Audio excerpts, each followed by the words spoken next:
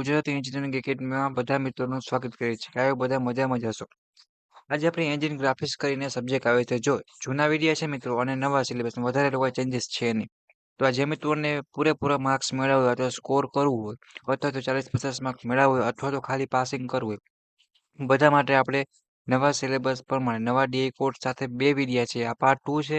Part 1 પહેલા video બની ગયો છે. બે વિડીયો જોવાનો છે અને એની પહેલાના પણ વિડીયા છે અને બેઝિક એન્જિન ડ્રોઈંગ કરીને પ્લેલિસ્ટ છે.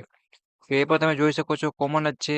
પહેલા બેઝિક એન્જિન ડ્રોઈંગ નામ હતું, પછી અત્યારે બેઝિક મીન્સ કે અત્યારે એન્જિન ગ્રાફિક્સ છે. તો બધા મિત્રોને એ વિડીયો જોવાના છે. પ્લેલિસ્ટ પણ છે, ચેપ્ટર વાઇઝ વિડીયો લેક્ચર પણ બનાવેલ છે.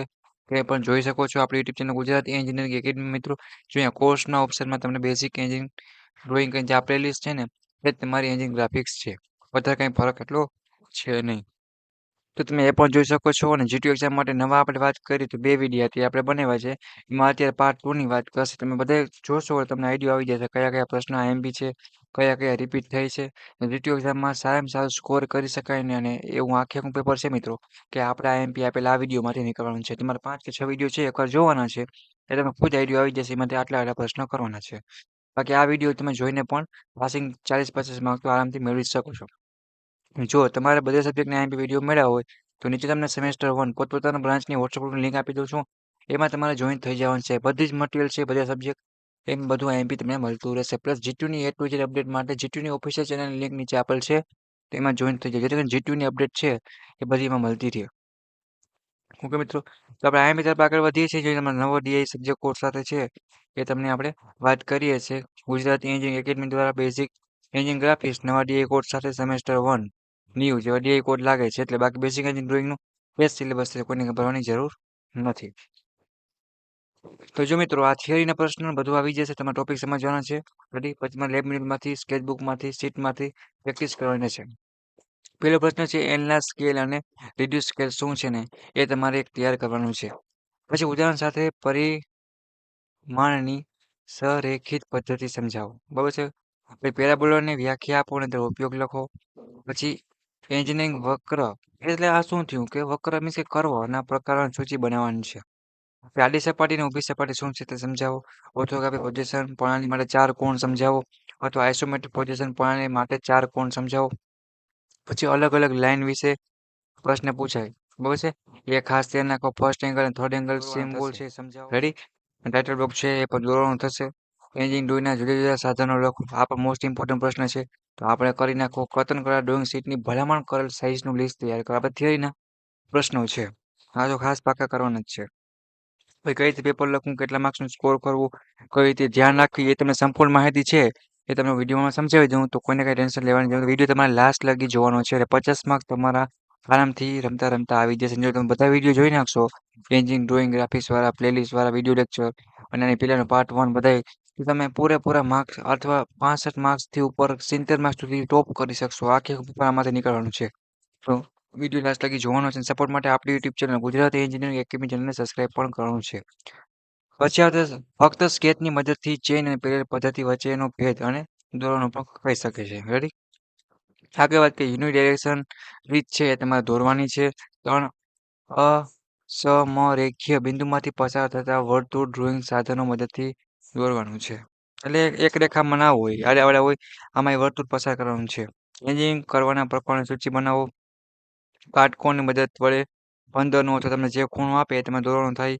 વિવિધ પેન્સિલ ગ્રેડની યાદી બનાવો. થિયરીના પ્રશ્ન છે મોસ્ટ ઓફ. તો આ પણ તૈયાર કરજો. પાર્ટ 1 વાળો પણ વિડીયો જોવાનો છે. માર્જિન શું છે એ ખાસ તૈયાર કરજો. એટલે માર્જિન વિશેની થિયરી જોઈ લેવાની છે. પરવલય અને અતિવલય વ્યાખ્યા અને ઉપયોગ અને કઈ રીતે દોરવું એ પણ તમારે જોઈ લેવાનું છે. સાયક્લોન અને એપિસાયક્લોનની વ્યાખ્યા આપો એ પણ તમારે ખાસ જોઈ લેવાનું છે મિત્રો. અને કઈ રીતે દોરવાને એ પણ તમને આવડતું હોવું જોઈએ. આખી મેથડ કરવાની છે. ઓર્થોગ્રાફી અને આઇસોમેટ્રિક જે પ્રોજેક્શન વગેરે જે બધું છે, projection of line, projection of point એના પ્રોબ્લેમ પણ તમને આવડતો જોઈએ. કે આ ટોપિક એવા છે થિયરી પૂછે કે ન પૂછે પણ તમારે દોરવાનું થશે. એટલે કે આખી મેથડ છે એ તમને આવડતી હોવી જોઈએ. જેમ તમે સ્કેચમાં દોરી છે એ જ. ફૂલ સ્કેચ, હાફ સ્કેચ બરાબર છે એ ખાસ જોઈ લેજો. પછી વાત કરીએ છેદ અને ભેદન રેખાના બનાવતા નિયમ છે. યુનિવર્સલ ઓફ વર્તુળની રીતથી 30 નિયમિત ષટકોણ દોરો. ષટકોણ પૂછે, પંચકોણ, પેટાગોન પૂછે, થ્રી સર્કલ મેથડ પૂછે, બધી તમને આવડતી હોવી જોઈએ. પછી વાત કરીએ 40 mm વ્યાસવાળા વર્તુળને ઇન્વોલ્યુટ દોરવાનું છે. ઇન્વોલ્યુટ પણ પૂછાય છે, ફરજિયાત છે, એપિસાયક્લોઈડ છે, સાયક્લોઈડ છે. આ બધું ખાસ કરવાનું છે. રેડી? જેથી કરીને તમારા થિયરીના પ્રશ્ન મોસ્ટ ઓફ વધારે લીધેલા છે. એટલે આ પાર્ટ 2 માં તમારા થિયરીના પ્રશ્ન તૈયાર થઈ જશે. પાર્ટ 1 તમારે જોઈ નાખવાનો છે મિત્રો, આખો એનો વિડીયો જોઈ નાખવાનો છે. 2 વિડીયો આ જોવાનો છે ખાસ. એના સિવાયના તમારે બીજા બેઝિક એન્જિનિયરિંગ ડ્રોઈંગ BED અને એન્જિનિયરિંગ ગ્રાફિક્સ આ બંનેના IMP પ્રશ્ન પહેલાથી બનાવેલ છે, પ્રોબ્લેમ આપેલા છે. એ તમારે પ્રેક્ટિસ કરવાની છે. થિયરી અલગ છે, પ્રોબ્લેમ અલગ છે. મીન્સ પ્રોબ્લેમ એટલે શું કે હાલ માનો કે 3 સર્કલ મેથડ છે, તે પ્રોબ્લેમ થયો, ડ્રોઈંગ થયું. એમ કરીને તમારે બેઝિક એન્જિન ડ્રોઈંગ સમજો કે એન્જિન ગ્રાફિક્સ સમજો. તમારે આ સબ્જેક્ટના GTમાં સારામાં સારા માર્ક્સ છે કવર થશે. તમારે 2 કે 3 વિડીયો જોવાના છે, એના પ્રશ્ન સોલ્યુશન કરો, વાંચો અને GT એક્ઝામમાં સારામાં સારા માર્ક્સ મેળવી શકશો. હવે બીજી આપણે વાત કરીએ તો કે GTમાં માર્ક્સ કપાયનું કારણ શું છે? માનો કે આ તો ડ્રોઈંગનો સબ્જેક્ટ છે, તમે ડ્રોઈંગ તો એટલે આકૃતિ દોરશો જ. અને વ્યવસ્થિત ચોખ્ખું લખવાનું છે કે માર્ક્સ સારા મળે. GTની પેપર સ્ટાઇલ પ્રમાણે લખવાનું. બધા મિત્રો છે વાંચી જાય, પેપર સ્ટાઇલ પ્રમાણે લખતા નથી. પેપર સ્ટાઇલ પ્રમાણે કઈ રીતે લખવું એનો વિડીયો આપણી YouTube channel Gujarati engineering academy ઉપર બનાવેલ છે. તો એ પ્રમાણે તમારે લખો તો સારામાં સારા માર્ક્સ મળે અને 5 કે 10 માર્કનો એવો સારો એવો વધારે જોવા મળે. અને ત્રીજું એ કે બધા પ્રશ્ન મોસ્ટ ઓફ વ્યવસ્થિત લખવાના, પોઈન્ટ વાઇઝ ચોખ્ખું અને દેખાય એવી રીતના. અને ડ્રોઈંગ છે, આકૃતિ આવવાની છે, ફિગર છે, તો બધે નામ નિર્દેશન તમારે ખાસ આપવાનું. એવું નહીં ખ્યાલ ડ્રોઈંગ છે, 3 સર્કલ મેથડ છે, તો આપણે એને દોર નાખીએ એવું નહીં. વ્યવસ્થિત નામ આપવાના 1 2 3 ABCDG જે લાગુ પડતું હોય એ. જેથી કરીને શું થાય કે સારામાં સારા માર્ક્સ કવર થાય. થિયરી છે તો મસ્ત એરો મારી વ્યવસ્થિત લખવાનું. આમ એરો મારો કે પોઈન્ટ કરો, ડોટ કરો, નંબર આપો, ABCD આપો, કે રોમન આંકડામાં આપો, જે તમે કરો એ પણ વ્યવસ્થિત ચોખ્ખું દેખાવું જોઈએ. કદાચ પેપર ગમે એવું હાર્ડ બદલાવી નાખે તો મને એની ગેરંટી છે કે 70 માર્કથી 23 માર્ક તો આરામથી આવી જ જાય રમતા રમતા. પાસિંગ કેટલા છે તો કે 23 છે. તો આટલી વસ્તુની ખાસ બધા મિત્રોને ધ્યાન રાખવાની છે અને આટલા પ્રશ્નો છે કે બધાને GT એક્ઝામમાં મોસ્ટ તૈયાર કરી જવાના રહેશે. એના સિવાયના વિડીયો છે એ પણ તમારે જોવાના છે. આ પાર્ટ 2 તરીકે છે. રેડી? જેથી કરીને એન્જિન ગ્રાફિક્સ સબ્જેક્ટ એટલે કે ઇજી બરાબર છે. પછી બેઝિક એન્જિન ડ્રોઈંગ આ બધાય કોમન સબ્જેક્ટ છે. ખબર છે? કાંઈ ટેન્શન લેવાનું વધારે કાંઈ તો સિલેબસ ફરક નથી.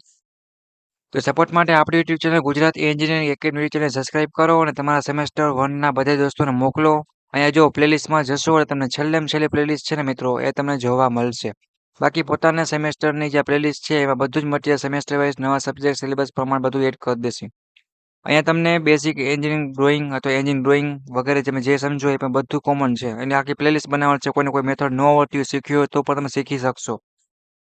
રેડી? તો એટલા પ્રશ્ન તૈયાર કરી નાખો અને બધા સબ્જેક્ટના IMP વિડીયો પોતપોતાના બ્રાન્ચેસ મેળવવા માટે આપણી યુટ્યુબ ચેનલને સબસ્ક્રાઇબ કરો, સપોર્ટ મને બેલ આઇકન પ્રેસ કરો જેથી કોઈ પણ નવો વિડીયો હોય તો ફ્રી ઓફ કોસ્ટ લાભ લઈ શકો. તો વિડીયોને પૂરો કરું છું. GT એક્ઝામ માટે બધા ઓલ ધ બેસ્ટ. નેક્સ્ટ મુલાકાત લેશી ત્યારે બીજી કંઈ હેલ્પની જરૂર હોય તો કહેજો અને ડાઉટ કરી માટે કોમેન્ટ કરજો અથવા તો ઇન્સ્ટાગ્રામમાં પર્સનલી મેસેજ કરી શકો. ઓકે મિત્રો, થેન્ક યુ, ટેક કેર.